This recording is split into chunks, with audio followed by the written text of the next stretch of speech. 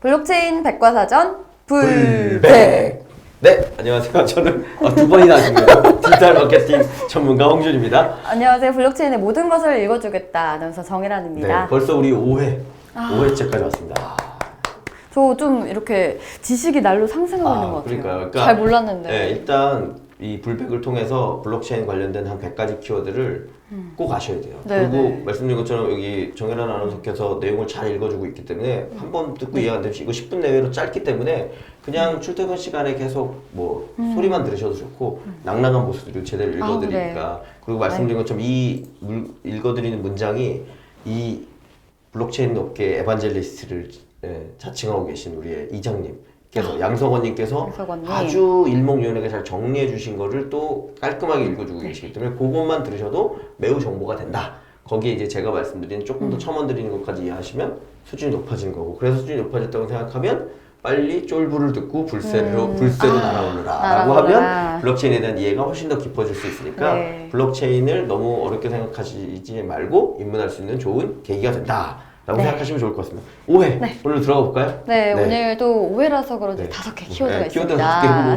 좀 복잡해요. 네. 오늘도 복잡합니다. 네, 잘 읽어주십시오. 네, 오늘 첫 번째 솔리디티입니다. 네. 스마트 계약 작성을 위해 쓰이는 프로그래밍 언어입니다. EVM 위에서 동작하고 자바스크립트와 비슷한 문법을 가집니다. 네, 오늘 또 되게 어려운 키워드가 많은데 다행히 솔리디티, 이전에 그 정말 솔리디티니까 뭐 쏠린다고 하는 사람들이 그러는데 솔리디티 이건 모르는 말이긴 하지만 그래도 지난 시간에 설명했던 말이잖아요. 지지난 시간에 아마 EVM도 설명했고요. 그래서 다 연결이 되어 있는 연결이 돼 있어요. 그러니까 이 불백의 100개 키워드를 알아두시는 게 매우 중요한 거예요. 간단히 설명드리면 결국 스마트 계약이라는 게 그 이더리움을 비트코인과 차별적으로 만들어냈고, 근데 그렇게 하기 위해서는 아쉽게도 우리 아나운서님처럼 일반인은 하기 어렵다. 못한다. 왜냐? 프로그래밍 언어로 작성되어 있기 때문에. 그 프로그래밍 언어 어떻게 좀 어렵나요? 저 안 되나요? 그렇죠. 그게 근데 자바스크립트라고 해서 우리 개발자들이 일반적으로 알고 있는 언어와 매우 유사한 언어인 솔리디티라는 언어를 사용하고 있어요. 그래서 요즘 최근에 개발자분들이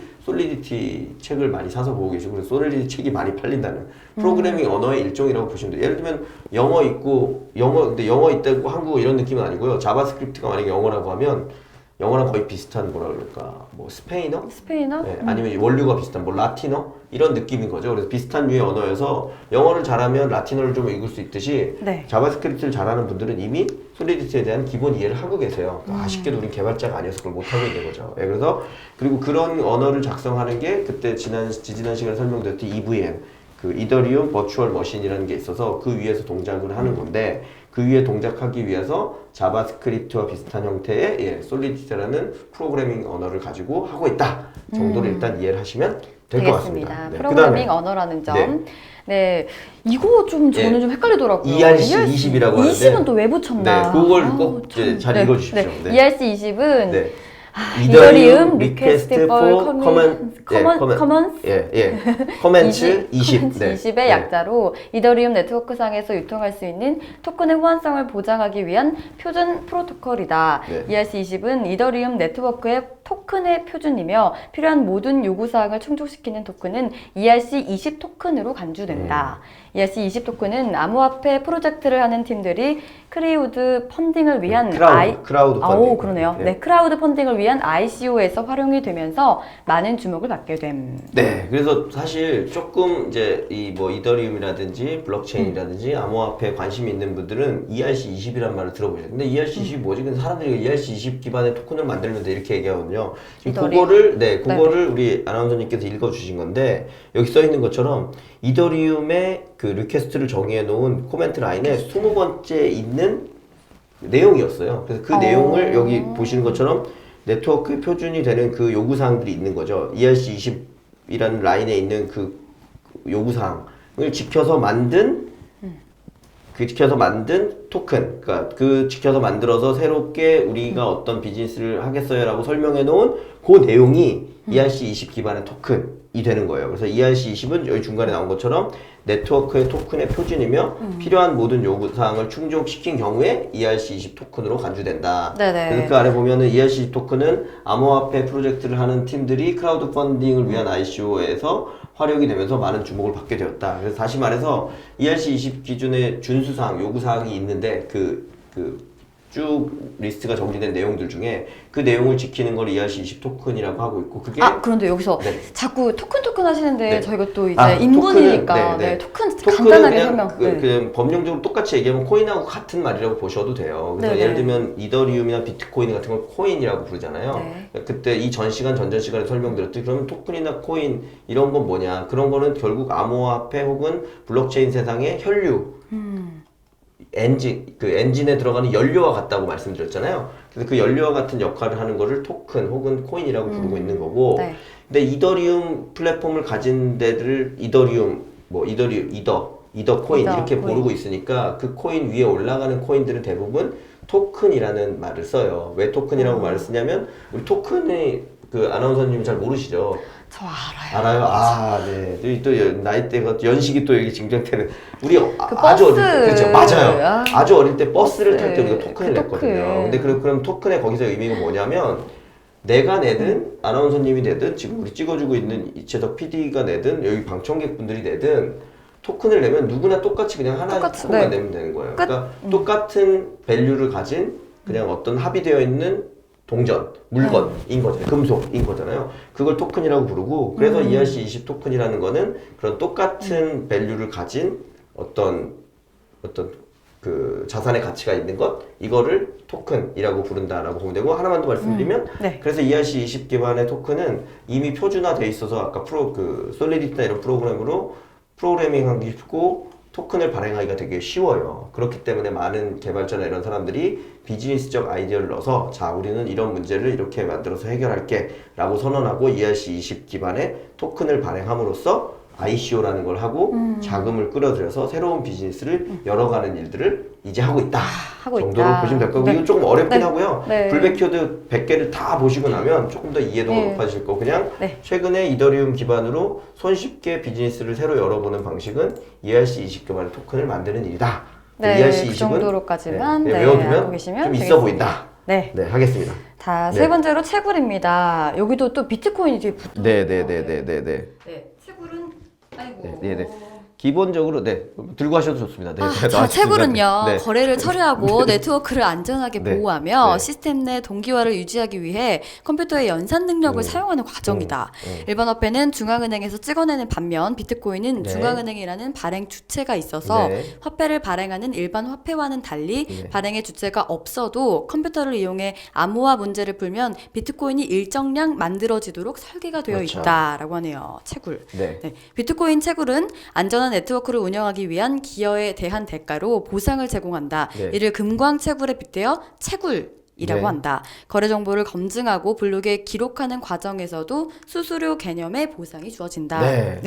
역시나 대략은 알겠지만 도대체 이게 뭔 소린가 되게 애매하잖아요. 그리고 여기 비트코인이 붙어 있는 이유는 채굴이라는 개념이 맨 처음 나온 게 비트코인에서 간단히는 채굴이라는 행위는 아까 말씀드린 것처럼 이 거래 장부가 암호화된 거래 장부가 있는데 그 장부가 해킹으로부터 매우 안전하다라고 되려면 많은 분산이 이루어져야 되고 많은 컴퓨터들이 자발적으로 참여를 해야 되거든요. 그럼 참여를 시키기 위해서 내 컴퓨터를 내가 돌리는 이유는 내가 뭔가를 보상을 받을 수 있기 때문이잖아요. 그래서 이 비트코인이라는 코인으로 보상을 해주는 거고 다만 그 보상을 해주기 위해서 그러면 내가 이거에 어떻게 기여했다는 걸 어떻게 증명하냐 나중에 작업 증명이라는 게 나와요. 그래서 이제 POW라는 방식으로 아주 어려운 비트코인에 기여할 수 있는 수학 문제 같은 게 나오고 그 수학 문제에 답을 푸는 행위들을 굉장히 많은 PC들이 하는 거예요. 암호를 푸는 행위. 그렇죠. 답을 맞추는. 그러니까 쉽게 얘기하면 막 던지는 거예요. 예를 들면 7자리 숫자 맞춰보세요 했더니 75431, 654328 막 아무나 막 던지는 거예요. PC들이. 아무나가 여기서 제 PC 혹은 아나운서님 PC가 막 던지는 거고 우연히 맞췄어. 딩동댕 맞춰서 예를 들면 쉽게 얘기해서 비트코인이 좀 떨어진다. 이거 뭐 로또 같은데요? 근데 그 비트코인 떨어지면 그게 돈이 되잖아요.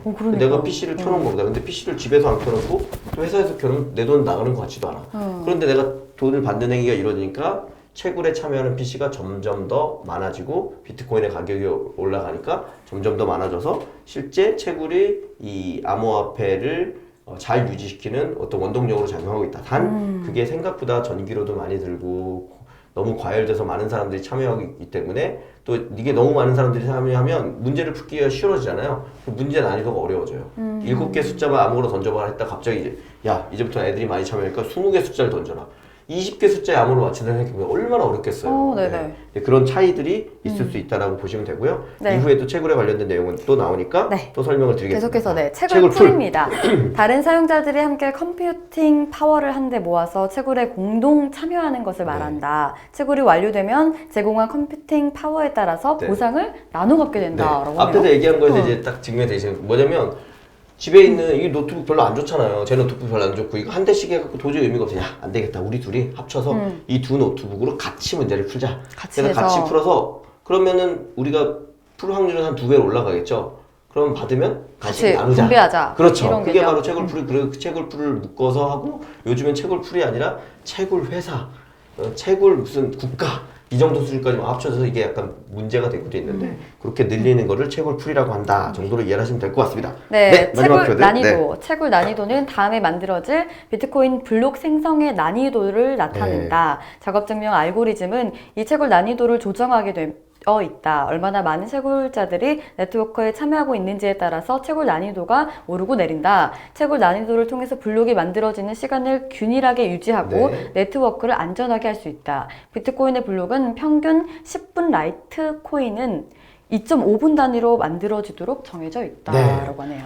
아, 이것도 이제 설명하자면 되게 이게 난이도가 있다, 뭐 이런 소리인가요? 그게 아까 잠깐 앞에도 설명드렸는데요. 예를 들면 저희 둘의 PC만 참여했을 때는 PC가 되게 좋지 않으니까 괜찮은데 저 문제를 풀면 비트코인 엄청 받을 수 있다고 생각하니까 노트북보다 훨씬 좋은 컴퓨터들이 여기에 참여를 하는 거죠. 그랬더니 문제를 5자리 암호는 그냥 금방금방 맞춰버리는 거예요. 그러면 더 난이도가 올라가지 않으면 문제가 너무 쉽게 풀리고 비트코인을 너무 빨리 소진해야 되잖아요. 근데 소진해야 되는 양 같은 게 정해져 있으니까 그래서 이게 수학적 시스템으로 점점 더 사람들이 문제를 빨리 푸네? 그럼 난이도를 올려요. 근데 그런 난이도는 누가 조정을 하나요? 그게 이제 시스테믹하게 다 조정을 하는 건데 기본적으로 비트코인 같은 경우에 비트코인을 운영하는 설립 재단이 있습니다. 그 재단에서 이제 문제가 있을 경우에 주간 단위로 지난주에 너무 많은 PC가 참여해서 전 세계에서 하니까 난이도를 올린다. 그래서 이게 올리는 거고 내릴 수도 있는 거고 그래서 이 채굴 난이도를 조정한다고 얘기를 하는 거고요. 그리고 그렇게 할 때 이제 비트코인 블럭이 생길 때마다 그 문제를 푸는데 비트코인 블럭은 기본적으로 10분에 하나씩 생성된다. 라고 해서 지난번에 정혜라 아나운서가 굉장히 깜짝 놀랐던 내가 이더리움 보내주면 바로 받는 게 아니라 30분 있다가 이게 뭔 일이야 그랬잖아요. 그 이유가 이제 비트코인 같은 경우에 평균 10분 정도로 블럭이 생성되기 때문에 기본적으로 어떤 트랜잭션 제가 그 송금을 하는 행위나 뭘 받는 행위나 이런 행위를 할 때 생각보다 즉시가 아니라 시간이 길어진다. 그래서 이제 그걸 개선하기 위해서 소위 말하는 그 뒤에 나오는 그 코인들, 알트코인이라고 불리는 코인들 중에 라이트코인 같은 경우는 그 속도를 개선하기 위해서 2.5분에 하는 경우들도 있다. 그래서 다시 정리하면 채굴 난이도는 가변적이고 PC나 이런 그 작업 증명에 참여하는 경우가 많은 경우에는 채굴 난이도가 올라가고 반대로 최근처럼 비트코인 가격도 떨어지고 이제 비트코인의 시대는 끝난 것 같다라고 해서 사람이 줄어들면 그러면 난이도는 떨어지겠죠. 왜냐면 PC가 많이 들어왔으니까 문제를 빨리 풀어서 난이도를 올렸는데 PC가 쫙 빠졌어. 그럼 이제 문제를 푸는 속도가 늦어질 거잖아요. 그러니까 그럼 난이도를 또 낮추는 경우도 있고 그게 이제 늘 이렇게 변동폭을 가지고 가고 있고 지금 잘 그 변동폭을 유지하면서 진행하고 있다라고 생각해 주시면 될 것 같습니다. 네, 오늘 또 여기까지 하겠습니다. 네, 감사합니다. 감사합니다.